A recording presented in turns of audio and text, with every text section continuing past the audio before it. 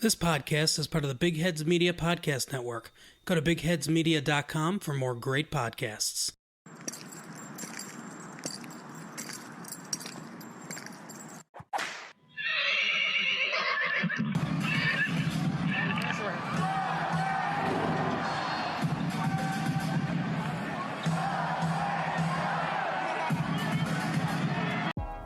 You are listening to a Bucking Spurs podcast. I'm your boy, Rob Trejo, coming at you. This episode is going to break down the point guard depth, right? We're only like 7-8 days away from training camp, baby. So let's go ahead and dive into who's on our roster. Let's talk about roles. Let's talk about who's going to be able to do what, okay? This episode's all about the point guards, baby. Then we're going to have a couple episodes coming your way for shooting guards, forwards, and bigs.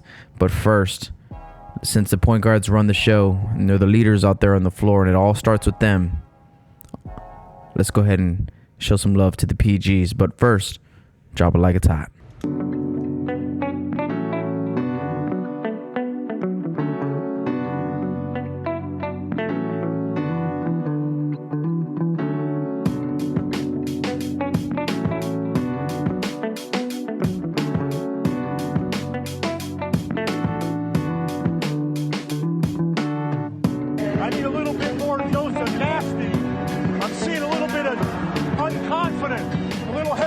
It's not supposed to be easy. Every round gets tougher. Penetrate hard. Good passes. Shoot with confidence. I want some nasty. Point guards, baby. This is the big question. Are we going to start Dejounte Murray or Derrick White? Or are we going to start them both? Is one of them going to come off the bench? And if someone does, a lot of people think it's going to be Derrick White. Okay, guys, I think Derrick White should come off the bench. And my big question is why? Why do we just automatically assume Derrick White? Because it was supposed to be Dejounte's team. I think Dejounte is the one that's coming off injury. Dejounte is the one that needs to rehabilitate himself and get back into his groove before, we can actually unleash the lion, out of the cage. But that's one question, right? So let's talk about depth chart, right? Right off the bat, we have Dejounte Murray, Derrick White, Patty Mills, the Aussie, coming off a stellar FIBA World Cup tournament. Quinndary Witherspoon, who's a rookie, 4-year rookie. So he's coming out seasoned, much like Derrick White did, to be honest. And here's my thing, guys. I want to start Derrick White and I want to start Dejounte. Okay, but before we get into lineups, let's talk about each one of them individually. Dejounte Murray, coming off his ACL injury, a full year of rehab. If we remember, he went down in preseason of last year against a throwaway game against Houston. But he looks strong. He looks ready. We've seen his Spurs story. We know that he's been rehabbing. We know that he's been strengthening not only his knees, but his body in general, and strengthening his mind. He's sharper. He seems motivated. He seems locked in is a term that he always uses. Locked in. He's locked in. And he wants banners. He wants championship rings. I think that's the biggest thing that Dejounte is going to bring to our team this season. Yeah, the defense is going to be huge, and everything on the court skill-wise is going to be huge, and the versatility that we're going to have now with him on the roster is huge. But what's bigger is his mindset. This guy wants to win. He wants to win in San Antonio, and he wants a championship ring, and every night he wants to go out there and compete. Let's not forget, man, that Dejounte has been with us. He's been around Timmy, Manu, and Tony for more than just one season or 2 seasons. He's been around. He knows what these guys are all about, and I think he's come into our organization with the mindset to learn and the mindset to pick up where they left off. And we left off on a high note. I mean, let's not forget that we won a championship just a short 5 years ago, right? And there's only been 2 other teams that have won since then. That's the Warriors, the Cavs, well, 3 if you include Toronto. But Dejounte is going to bring that to our culture and to our atmosphere and to our locker room, and that's much needed more than anything else. A lot of times last season we were watching games and you wondered where our mental toughness was on the defensive end and where that grit and grind was and like who's going to step up. I remember asking myself many times last year, who's going to step up right now? Like we're losing to who? To New York? We're losing to New Orleans, you know? Like we're losing to all these teams that we should not be losing to. And I know it's the NBA and anyone can beat anyone on any given night. It's a long season, 82 games. There's a lot of factors that go into all that. But at the same time, we knew what we were capable of. We knew that we could compete at a championship level. We saw it like once every 10 games. So it's just the consistency and having Dejounte back, and he's going to be able to step up for us. On the court, of course, his defense. I think he's going to be shooting to get back onto an All-NBA defensive team. That's first team or second team. He's going to be looking to get there and to get that. Offensively, we don't remember what his game looked like. It was a lot of penetration down the lane, a lot of finishing at the rim, a lot of mid-range jumpers. I think he's going to have to, attempt a couple spot-up threes this year. I don't think he's ever going to come down and just shake you up one way and then step back to the left side and hit a three in your face. Not that type of guard, but we saw Derrick White kind of evolve into that later on in the year. It took him all season. It took him like post, February to actually put that confidence into his game. Dejounte Murray is not going to do that. And that's fine because Dejounte has a jumper. He just uses it when he needs to because he knows that he can get into the lane whenever he wants, especially in transition. He's going to go attack that rim. He's not going to stop and pull up for a three. So that's Dejounte Murray. Expecting a lot of things from Dejounte coming back. DJ's mindset is the biggest thing that I'm looking forward to having around. And he's been there, but now he's actually going to be on the court and able to apply that mindset from the bench to the court, from the locker room, from the film room to the court, and actually try to impact games. And being around Coach Tim Duncan, Coach Timmy, I think that's going to be great for Dejounte. A lot of people just think, oh, Timmy's going to help the bigs. No, Timmy's mindset is going to trickle down our roster, and I think it's going to hit Dejounte first in the head, bam, and then everyone else is going to fall in line. So who do we got next?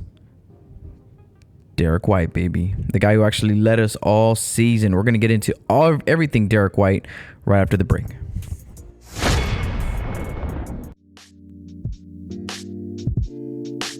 Yo, it's Noah Alvarez with the My Mike and I podcast. Have you ever listened to your favorite sports podcast and wish they talked about the hottest movies? You ever wish your favorite conspiracy podcast also featured young, up-and-coming artists? Or how about a lifestyle podcast that also has former and current athletes share their success stories? Well, look no further than the My Mike and I podcast, where on any given week, I have different guests on my show and we chat about a wide variety of different topics. Need inspiration? We got it. Want to know what growing up in a Latino household is like? We got that too. Want to know how to successfully enjoy an EDM festival? Best believe we got you covered. My goal as a host is to find as many genuinely good people and have them on the show to educate my listeners and challenge the way they think about different topics. My Mike and I is available on Apple, Spotify, TuneIn, Stitcher, SoundCloud, Google Play, and don't forget to check us out on the Big Heads Podcast Network. Happy listening, y'all.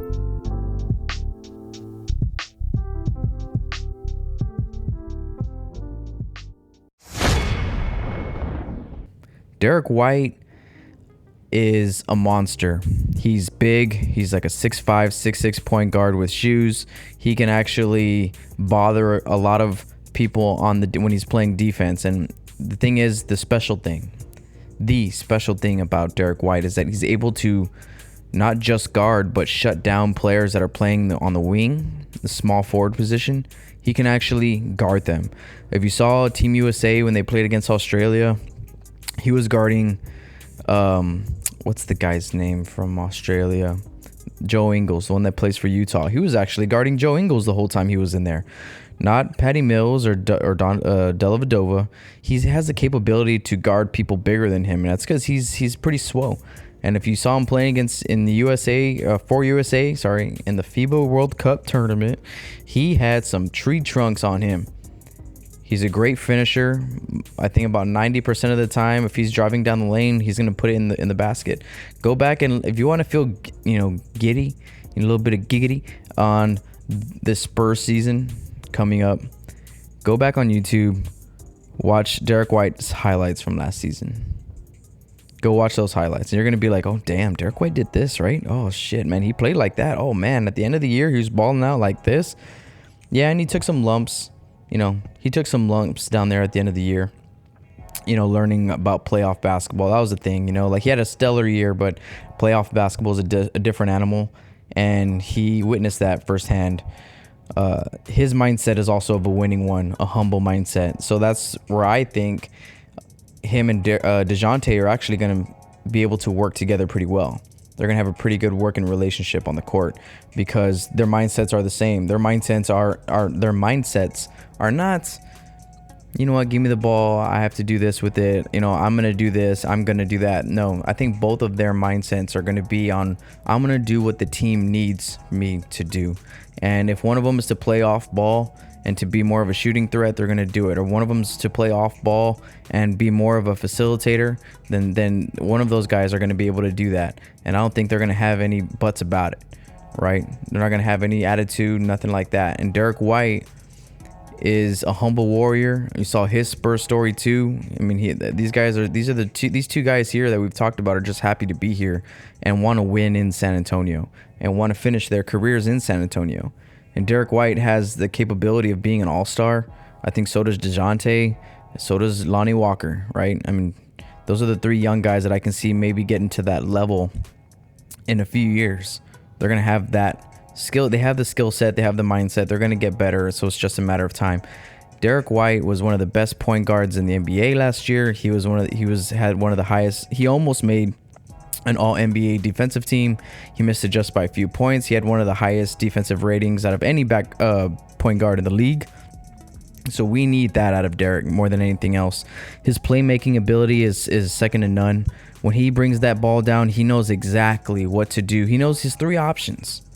Option one is he's going to take it to the rim in transition. He's bringing down that ball full head of steam.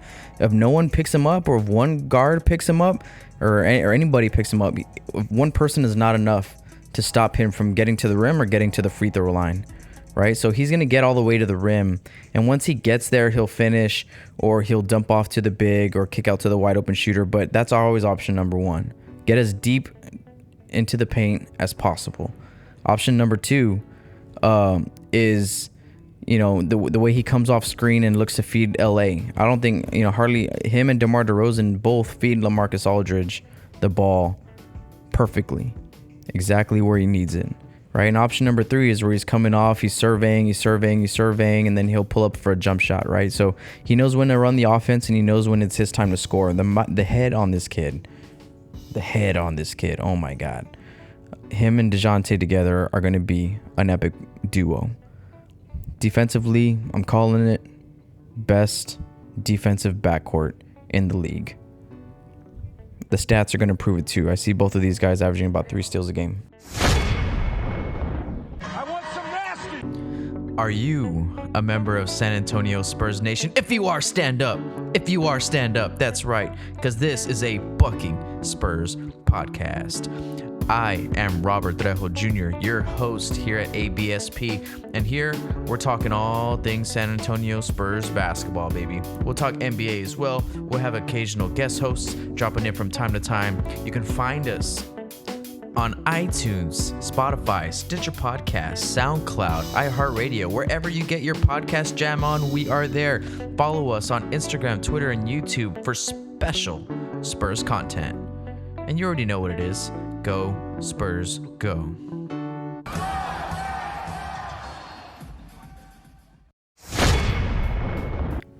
All right, let's talk about Patty Thrills Mills, the Aussie. Good on you, Patty. What is his role going to be for us this season? I mean, a lot of people are crying and begging for. I don't want to say crying, but they're moaning and they're crying. All right, they're crying about why we don't see Australia Patty Mills in FIBA basketball. And look, it's not gonna happen. I don't want Patty Mills FIBA Patty Mills in a Spurs uniform, because that's not his role. It's not what we need him to do. We don't need him taking all these shots. We need him taking open shots when he's open, but also feeding Rudy Gay, feeding Marco Bellinelli, swinging that ball around, hitting LaMarcus Aldridge, hitting game winners when we need him to hit game winners, because he can do that for us too. Let's not get all over Patty. Patty's role in Australia is to get as many buckets as you can.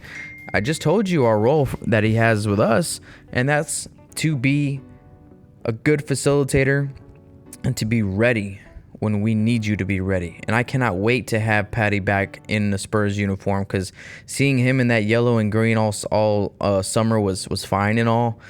Seeing the way that Australia play was actually pretty beautiful to watch. But I'm glad to get him back in the silver and black, because what I love about Patty is that he's a locker room guy. I think his biggest role with our team this year is to provide leadership. He's going to be the guy that straightens these young bloods out whenever they start getting a little out of line. He's the one that in the locker room is going to pick people up when they're down. He's going to encourage us to move forward, teach us how to learn from our mistakes, how to be a professional, how to act on the road, how to do all these things, like that. That's what Patty Mills' role is for us. And we need that desperately. With no Manu and Tony and Timmy around. I mean, Timmy's going to be able to do a coaching staff version of that, but it's not the same as what he did before. We need Timmy to be coaching and taking on a new role. We're not asking Timmy to do what he did for our guys while he was a player. He's going to be able to help facilitate some things, but that really falls on Patty Mills, Rudy Gay, LaMarcus Aldridge, and DeMar DeRozan, Marco Bellinelli. Those are the guys that need to be taking that leadership role and teaching these young guys how to come in. I want Patty Mills to be teaching Keldon. I want Patty Mills really hands-on with Keldon from the day they step foot in the gym. I want him teaching him how to be ferocious on the defensive end. I want Keldon to have Patty Mills' attitude when he's fighting over screens, going under screens, taking charges, and being that guy, being the guy that just gets in other teams' heads. I want Patty to teach that to young Keldon, like a Jedi teaches a young Padawan, right? So that's something I'm really looking forward to. And Patty Mills is going to be the guy for us that's going to be our backbone all season long. Shout out to Patty Mills Thrills. Great FIBA World Cup tournament, baby. Shout out. When we get back, we're going to talk about our last point guard, our rookie, Quinndary Witherspoon. Best name in the business, baby. Hi, my name is Melissa, and I'm the host of The Haunted Ride, a paranormal and spiritual podcast. Every week I share some of my own personal stories and a few of yours as well. We talk about things from spirits to ghosts, demons, angels, cryptids, or any experience that just seems a little too weird, and you honestly can't call it normal.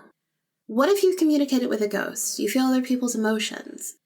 Maybe you're questioning if you're an empath, medium, or could even be a psychic. Well, we cover that too. So join me every Monday on your favorite podcast player and tune in as we talk about all the great and sometimes scary things that happen through this haunted journey we call life. Because ghosts are out there, and if you're not careful, they will get you.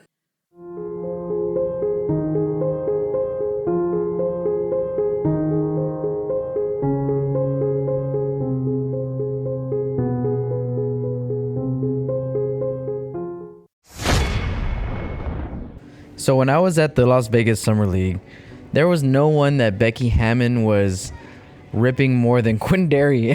It seemed like she was all over Quinndary, and a lot of that had to deal with his defense. Obviously, it's hard to rip guys on the offensive side in the Summer League unless they're being selfish or whatnot, and that's not the case for most Spurs players, right? So it was a lot of the defensive side of things where I felt he just wasn't communicating well enough. He did a pretty good job guarding on the ball. His help defense, I don't think wasn't there, and I don't think the communication when he was on the floor on our defense was all that. Our defense wasn't all that strong when he was on the floor. But that's something that you can fix, right? And that's something that's not having to deal with developing, skills. It's just, hey, we need to communicate better. This is how we do it and whatnot. And any time he didn't do it, Becky was all over him. And I think his role come season is to be a guy who can be ready when needed. I don't see Quinndary playing a lot in San Antonio, even though I see him being a big part of what we do, guys, in the future. Quinndary can play. Quindary's so smart. When he was on the floor, in the summer league, he was always the guy that was moving around, finding open spots, catching his defender, slipping or looking the other way, and he would go and cut back door and just get a wide open bucket. Or he has a jumper already. He has a pretty smooth 3-point shot. He can finish at the rim. Sometimes he would lead the quarter in scoring. Right, you'd look up at the end of the first or at the end of the third or second, whatever, and Quindary would have 11 points or 12 points, leading whoever was on the floor at that point in time. So he has the offensive capability to play, and he finishes below the rim. That's what I'm saying. He reminds me a lot of Derrick, and he's so seasoned. He's so poised. He playing 4 years of college has done the wonders for this guy. And I'm glad that when we had that pick in the second round, that we took a player like Quindary who can actually help us in the immediate future. Maybe not this season, because as long as Patty Mills is here, I don't see him getting a lot of minutes or even a lot of call-ups to the NBA. Or as long as Marco is here, I don't see that happening. So I feel like as he develops, we'll see what he's going to play, if he's going to be playing a true traditional point guard role, or if he's going to be playing more of a shooting guard, combo guard role, because he has the potential to play both. It's raining outside. It's raining, just like Marco is raining threes inside the AT&T Center. It's raining out here. I don't know if y'all can hear the thunder over the mic, but Quindary is someone who has a high ceiling. I mean, an incredibly high ceiling, and somewhat like Derrick and Lonnie did. That's who I see out of this rookie class spending the most time in Austin. I really hope that we develop our program around Quindary, because it's not like, the Austin Toros, Austin Spurs don't take players and this is like, okay, Austin does this system. No. We get these players that we know are our draft picks. We bring them down. We take them up to Austin. And we tailor what we're doing in the G League to develop, our young players, right? So I hope we build something around Quindary in Austin that's gonna let him excel, let him thrive, where he can come in and help us next year or the year after. Because he's someone who is going to be a part of our future. Like I said, I just don't see it happening for this season. But if injuries happen, and injuries do happen, or there's a lot of rest days, or there's one game where we're resting, Patty Mills, we're resting DeMar or someone, two players in the guard position, I can easily see them calling up Quindary. So our point guards, as we like to say.